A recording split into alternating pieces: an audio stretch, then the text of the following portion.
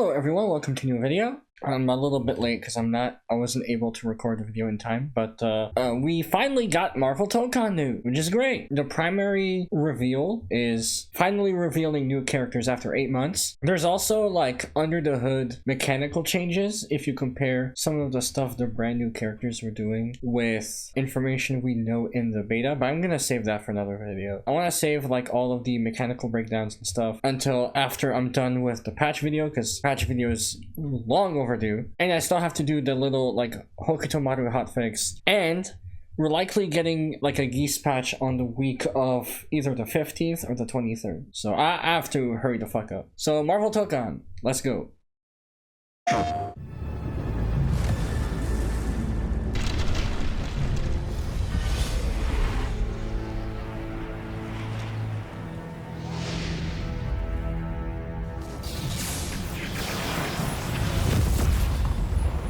The air trembles.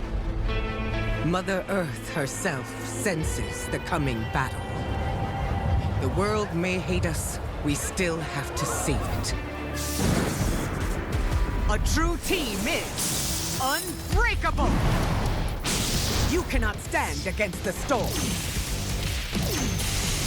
Feel the power of Mother Earth. Let me at them, Storm. Limbo is waiting, and I'm starving for your soul! Time to end this! I've got this one. I'll show you how the X-Men get it done. You're cooked, Bob.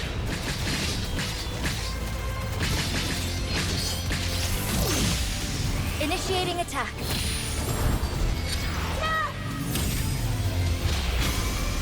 I am all that remains of Shi'ar technology.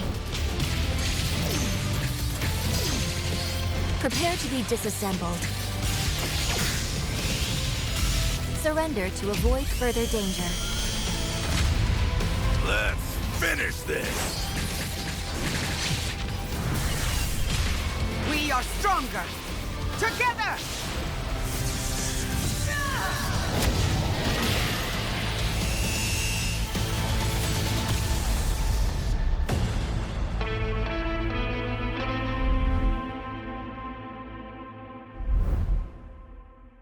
So that's it. Let's talk about the individual characters. So Storm, we've known about her for 8 months now, so let's skip. Only thing I have to say, we have confirmation of not just an English dub, because for the first 8 months we only had Japanese audio. We will also have support for 10 languages.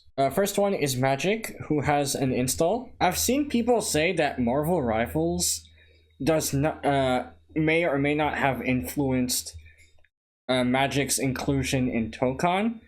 I don't think that's true. Like that's a dumb way. Oh, this very recent popular thing introduced a character to the masses, therefore it is the reason why this other thing incidentally happened, which is not true. Fighting game characters take way too long to make. A Street Fighter V character takes 2 years. So imagine what a character with actual production behind it, how long that takes. Fighting game characters take too long. I doubt Marvel Rivals definitely made the people more aware of Magic, but it did not influence at all the developer's intention to include Magic in the game. So Magic is a big sword character and has an install super known as Dark Child. You commonly see installs in Arc System Works games. There's several variations of Standard Soul, Justice, and Kai's version of Dragon install, Golden Frieza, right? These playable transformation supers that make the character a lot stronger. Dark Phoenix as well, although it's probably not going to be as broken as Dark Phoenix because historically Arc System Work install supers have been quite bad before patches, right? A game like Street Fighter V that gets support for many years, like Arc System Work would eventually try to find ways to buff that install, but the first iteration of that install, they're not good. It's like either very high risk, high reward, as seen with Dragon Install in Rev 2, or 1.0 Kai or Justice, the types of Dragon Installs that are garbage. She has a teleport move. Some of her attacks just create a fireball. Hold on. Oh, she shoots a fireball through a portal. And she has multiple types of fireballs as well. Next up is Wolverine. A lot of people were mad that Wolverine is everywhere, but like between him being a beloved character in the 90s show and Fox giving Wolverine way too much importance in the live action movies, Disney celebrating the Fox acquisition by making a Wolverine and Deadpool movie. It's like, obviously they're gonna put Wolverine in the game. He's like the most famous X-Men. Jumping slash attack. Is that a parry super? It's probably a parry super.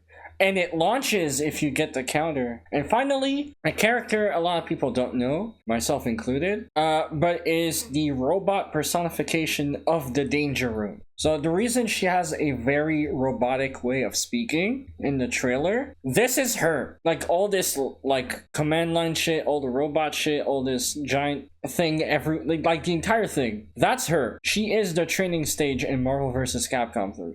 In the comics, she does have a robot body, although they made her less robotic in the face. They gave her a more human face than the comics did. Personally, not a big fan of. Teleport, dive kick, simply bomb she can place, and big drill arm super. Where have I seen this before? The trailer has made Storm the captain of her team, seemingly. And if we look at it that way, we could probably guess what the team compositions will be. When you look at this specifically, right? The 5 images, Team Captain 1 Storm, Captain 2 Captain America, Captain 3 Spider-Man, Captain 4 Doctor Doom, and Captain 5 is Ghost Rider, right? Since Storm represents the X-Men, as she should, she is the captain of that team in the comics, we can just place every X-Men on here. That means they're pretty much like revealing every character, new and old, the same way SNK would with KOF 14 and 15,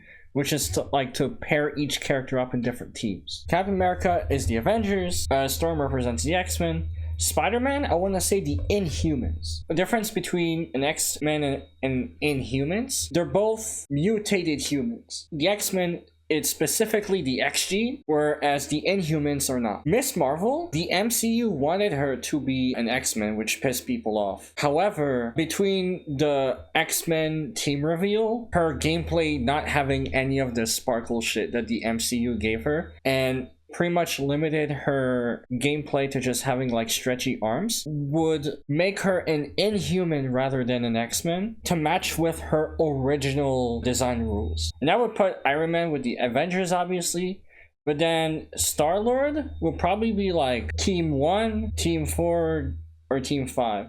He cannot be Team 1 or 2. He's not a mutated human. He can either be Team 4, which is Galaxy. They're the Guardians of the Galaxy, and then you could have like Gamora, Rocket, and Groot as one character. Guardians of the Galaxy, while Doctor Doom is on the Galactic Council. And there's actually a comic series, Guardians of the Galaxy 2020, where Doctor Doom actually teams up with the Guardians of the Galaxy. He can be there, or he can be Avengers. This team format, like this formatting of teams, like extends to even DLC, where alongside revealing 4 characters, characters will also be revealed in bunches of 4.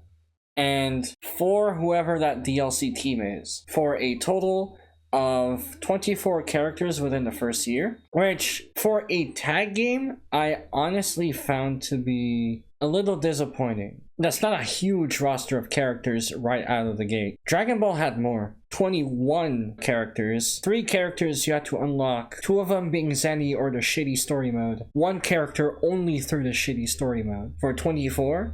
And then you had 8 DLCs right out of the gate. But on the bright side, right, in an era where Sony practically kickstarted the trend of $70 games with the beginning of the PS5 generation, $70 just to play a game. Here's a PlayStation blog, retails for $60 for the standard edition. And then you pay an extra $25 for cosmetics related to Howard, Cosmo, Thanos, Silver Surfer, and Groot, and the season pass. It's almost been 6 years since Sony started the $70 trend, and I still see $60 as like the default premium price.